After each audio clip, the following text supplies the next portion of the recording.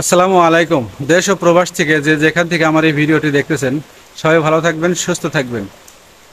আপনারা জানেন যে সম্প্রতি সময় মালয়েশিয়াতে কলিং ভিসা কর্মী আসার শেষ সময় 31শে মে, সেটা কিন্তু আসলে চলে গেছে, তাই না?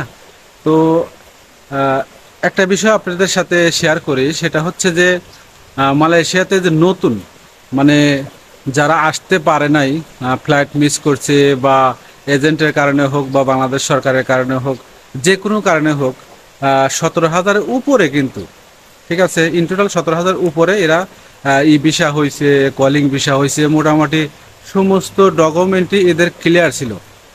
এমনও হয়েছে যে এজেন্টরা কি করছে, টিকিট না কেটে এয়ারপোর্টে পাঠাইছে যে তোমরা এয়ারপোর্টে যাও, তোমাদের টিকিটের ব্যবস্থা করতেছি। আবার এরকমও আছে যে ভুয়া টিকিট, ওটার কোনো ভিত্তিই নাই। তো এরকম পরিস্থিতিতেই মোটামুটি 17,000-এর উপরে কর্মী কিন্তু মালয়েশিয়াতে আসতে পারে। তো তাদের জন্য একটা সুখবর হয়তো বা আসলেও আসতে, আমি কিন্তু এটা শিওর করে আপনাদেরকে বলতেছি না যে আসবেই, কিন্তু এখানে একটা জিনিস বাংলাদেশ সরকার মন্ত্রণালয় থেকে আর কি একটা আবেদন বা একটা চিঠি দিছে। এটা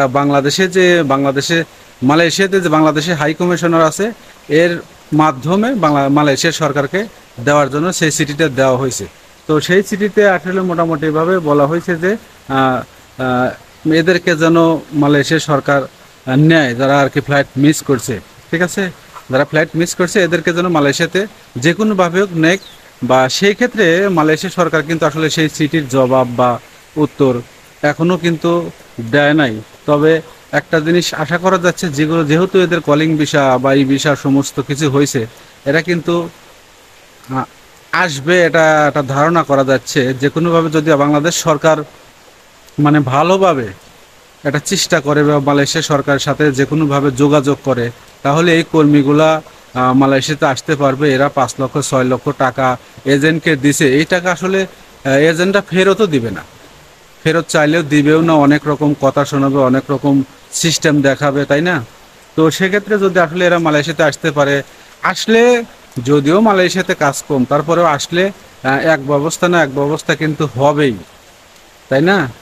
তো আশার আলো একটাই দেখা যাচ্ছে যে সে এই চিঠিটা যদি মালয়েশিয়ার সরকার চিন্তা ভাবনা করে যে না, এদের অনেক টাকা পয়সা খরচ হয়েছে, তাহলে হয়তো বা যে কোনো সময় একটা ভালো একটা ঘোষণা আসতে পারে যে যারা ফ্লাইট মিস করছে তাদেরকে মালয়েশিয়াতে আনবে। তো এরকম আসলে কিছু জিনিস শোনা যায়, এরকম ওগুলোর সত্যও হয়, ঠিক আছে। তো আশা করা যায় যে এর একটা সমাধান হবে এবং যারা ফ্লাইটে মিস করছে, আসতে পারে নাই, কিছুদিনের মধ্যেই হয়তোবা একটা নিউজ শোনা যাবে যে যে কোনো সময় এরা মালয়েশিয়াতে আবার আসবে।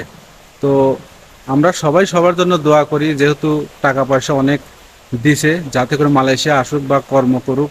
দেখা যাক কোন পরিস্থিতি হয়, সেটা আসলে এখন অপেক্ষার পালা। কেবল কলিং ভিসা শেষ হয়েছে, হয়তোবা এরা মালয়েশিয়া সরকার আবার নতুন করে এরা নিজস্বভাবে যে কোনো একটা মিটিং করবে, মিটিং করার পরে একটা সিদ্ধান্ত নিবে যে আসলে এই কর্মীগুলোর ব্যাপারে কি করা যায়।